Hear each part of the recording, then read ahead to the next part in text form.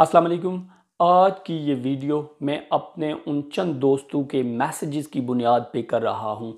जिन्होंने मुझे ये मैसेज किए कि आप खुसूसन इस हवाले से कोई अपना वीलॉग तैयार करें जिसमें उन्होंने मुझे ये स्पेसिफिक मौजू जो है इसके ऊपर बात करने का हुक्म दिया है। सो मैं कोशिश करूँगा। और वो जो मौजू है वो है नशा। नशा एक ऐसी लानत है जिसमें आज हमारे माशरे के हर उम्र के लोग इस लत में बुरी तरह गिर चुके हैं। स्पेशली नौजवान तबका जो है वो इस लत में इस तरह घुल मिल गया है कि वो अपने वालिदैन का एहसास करता है, ना ही अपनी जानों का। आज से 10-15 साल पहले आपने ये एक्नॉलेज किया होगा, ये जो लत थी ये शहरों की हद तक महदूद थी। एक ख़ास इलाके में ये लोग हुआ करते थे, लेकिन उसके बाहर का जो इलाका है या जो आम देहात वगैरह हैं उसमें बहुत कमी थी इन लोगों की। लेकिन बदकिस्मती से आज के इस दौर में जहां टेक्नोलॉजी का दौरा है, इंसान ने बहुत ज़्यादा तरक्की कर ली है, सो इन नशेई लोगों में भी बहुत हद तक इजाफा हो चुका है। ये लोग आज आपको हर गांव देहात में नज़र आएंगे और ये डगमगाते हुए चलते फिरते जाएंगे और इनको कोई भी शख्स या इदारा पूछने वाला नहीं है। मैं उन वालिदैन से गुजारिश करता हूँ कि जिनके बच्चे अभी टीनेजर हैं, 5, 7, 8 साल से लेकर जिनकी उम्र जो है 18-19 साल तक है, ये एक बड़ी ख़तरनाक किस्म की उम्र होती है। और यही वो वक्त होता है जब आपके बच्चे इन मूजी बीमारियों की तरफ अपना रुख करते हैं। अपने बच्चों के ऊपर बिल्कुल नज़र रखें। आपको पता होना चाहिए कि आपके बच्चे इस वक्त कहाँ हैं, वो इस वक्त क्या कर रहे हैं, वो किस किस्म के लोगों के साथ उनका उठना बैठना है।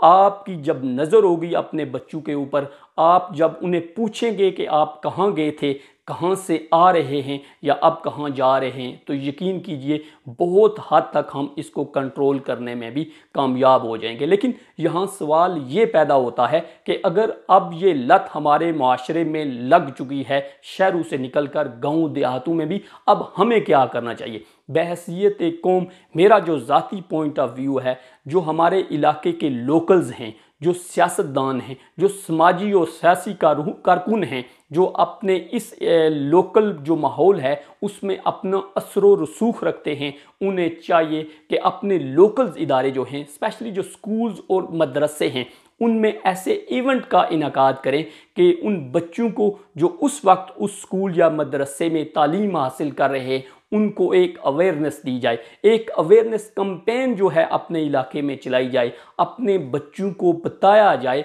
कि अगर आप कल जब आप प्रैक्टिकल लाइफ में जाएंगे, जब आप इस स्कूल या मदरसे को छोड़ेंगे, तो आप जो अमली ज़िंदगी में कदम रखेंगे तो आपको बहुत सारे चैलेंजेस का सामना करना पड़ेगा, आपके लिए बहुत सारी मुश्किलात आएंगी। और उस माहौल में आपके इर्द गिर्द बहुत सारे ऐसे लोग भी होंगे जो यकीनन हर जगह होते हैं कि जो चाहेंगे कि आप एक सही ट्रैक की बजाय उस गलत रास्ते का तयन करें जिसके ऊपर वो कई अरसे से वो जो लोग हैं वो पड़े हुए हैं और अपनी नस्लों की तबाही और बर्बादी का सबब बन रहे हैं। इसलिए अपने बच्चों को, अपने लोकल्स को, अपने स्कूल जो आपके स्कूल और इदारे हैं उनके ऊपर एक अवेयरनेस कैंपेन चलाई जाए जिसकी बुनियाद पर आप बच्चों को, बड़ों को और जो टीचर्स हजरात हैं उसको इस बारे में कन्वे किया जाए, उनको कायल किया जाए कि आपके स्कूल में हफ्ते में कम व पेश एक पीरियड या आध घंटा ऐसा होना चाहिए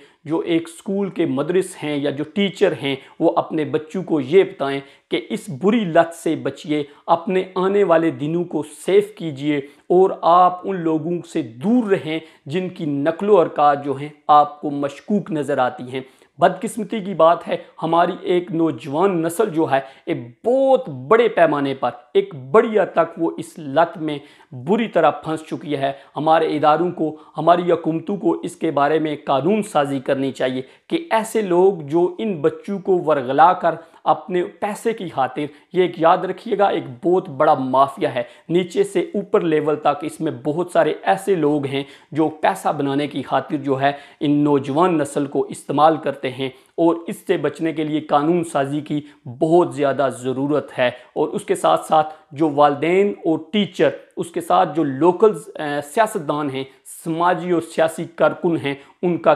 کردار بھی بڑا اہم ثابت ہو سکتا ہے۔ اگر آپ تہ دل سے اپنے پورے ویژن کے ساتھ اس کے اوپر کام کرنا شروع کر دیں تو یقین کیجئے اس